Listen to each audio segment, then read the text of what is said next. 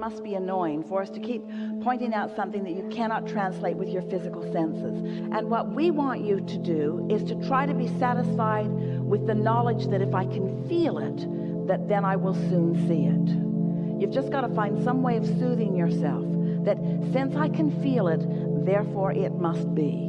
And if you can accomplish that, the receptive mode just means you're receiving something. So you could be in the receptive mode of what your vortex is offering up or what vulnerability offers. In other words, you're always in the receptive mode. So if you just start there by acknowledging that whatever is occurring to you, whatever thoughts are coming to you, whatever manifestations are happening, they are happening in direct relationship with whatever receptive mode you're in. An easier way of hearing it is whatever mood you're in. So that's elementary, isn't it? In other words, you understand that. You all do, don't you?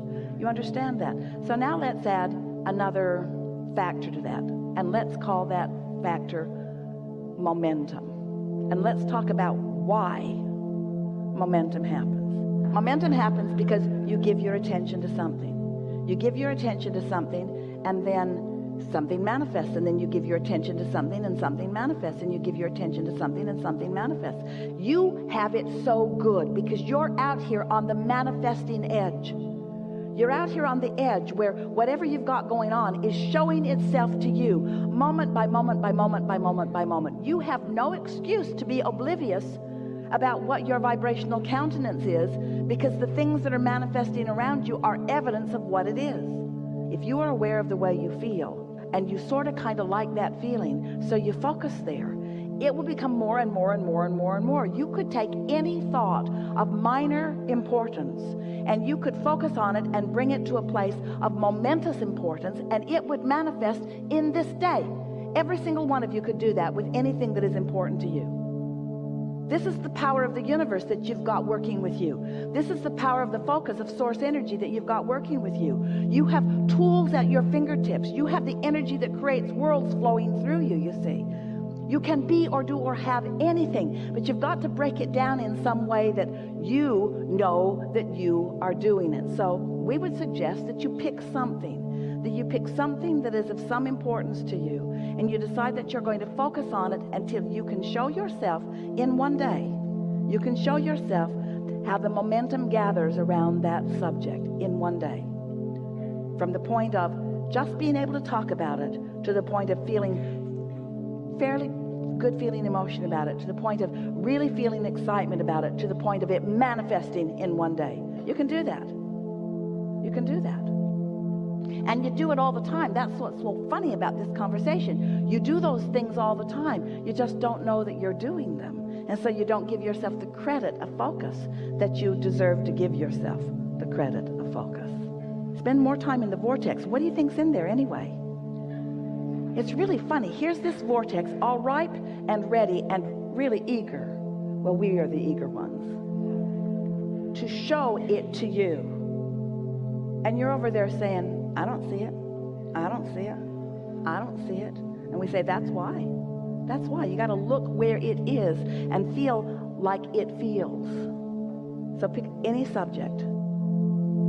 Look where you think it might be. If you feel that something is lost where you stand, and you believe us at all that there is a vibrational version of you, then look in the direction of this vibrational you and describe it to us.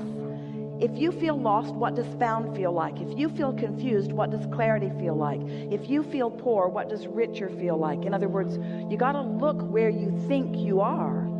So look there and describe that for just a moment and stop the other. I've been doing this. How do I get the money out of the vortex and into the bank? When does it come to me? But you see, you can't talk about why the drought is unpleasant and attract the rain. You can't talk about what's missing and allow what's missing to be fulfilled. You've got to find a way to look at until you allow yourself. You see, you don't have to build the momentum in the vortex. The momentum is already built. You ask, and the momentum is already gathered, and it's huge and ready for you to receive it. Is it too big for you to receive it? No, not at all. Could you get ready to receive it? Yes. Are you ready right now? No. Could you get ready? Yes. Are you ready now? No. Could you get ready? Are you ready? No. Do you want to get ready? Yes. You want to get ready? So, do you believe that there is a vibrational version of things that you want? Yes. And do you think that you could find any words for them? Or is it just a big, murky mess of a mist of little pieces of things that you've thrown into it? Or do you think there's anything in that that you could define and see? It isn't easy to go there because you don't have the momentum, but we promise you the momentum will come fast. You see, it's easy to tell the other story because that momentum's there. It's easy to say all of those things, but it's not how it needs to be. What's in your vortex that you would like to define? We just want you to find some simple thing that's over there, like a state of clarity or any old thing. What's there that you want? What's there that's missing? What's found that you feel lost from? What's over there that isn't over here? What's over there that you want? What's over there? What's out there? What's up there? What is it that you want? What do you want that you don't have? Pick something that you feel close to. So when you say, I want cars, or I want everything, and you say, how? Just change that one question to why. Because the why will hold you in the momentum of your desire longer. The how almost every time will take you out of it. Whenever you ask yourself for an answer that you don't have, you lose your connection. But when you ask a question that leads you further in the momentum of your desire, it allows the momentum of the desire to go further. Did you hear that? And so? So I got that dovetails with that a little bit, as in a question about interpretation. Because I'm always focused on pre-manifestation awareness, as in what I'm thinking, what I'm feeling, so what's gonna come back if I go through this route. But I'm also always interested in post-manifestation awareness. But it's nice when they jive, isn't it? Yeah. When you see something coming. Yeah. But sometimes something happens and you can interpret it as in a million ways. Like, I don't know, like I'm seeing a cat walking on the street and I think, oh shit, I must be alive because he's looking at me and winking at me or whatever. But it can be just whatever. It doesn't have to do anything with alignment or not. Well, here's the thing. Everything that comes into your vicinity is part of your point of attraction. And we know what you're getting at. In other words, how much of this is a response of my deliberate offering of vibration? And we want to say, let's just start with how much of this is in response to my vibration, and then how much of my vibration is deliberate. Because sometimes you're more deliberate than others, but that's why we were playing with our friend earlier today about the consideration that he was having for the woman who was sitting next to him. We want you to get it, that your vortex really is ready to pop at all times. So actually, very little that you are doing in this red hot moment is the reason that something comes into your experience. Just like when you plant the kernel of corn in the ground, you don't expect it to just pop up and be full of ears. You understand that there's a process. And so there's this deciding process and the planting process and then tending to process, and there's the natural gestation process, and there's the law of attraction in your own inner being and source energy, a focused upon it process. Things are always being presented, or you might say projected, or you could say revealed to you. Things are always being revealed to you. The big question is, are you in a state of realization of it? And the more you hold yourself in that state of being tuned in so that you are focused upon and feeling and aware of the dovetailing of you and you, the fullness of you and you, then you begin to feel that, not only the feeling that we're all in this together, but the importance of your point of view. The feeling of invincibility, what we mean by that is... I can do anything. Say again? I can do anything. That's what it is for me.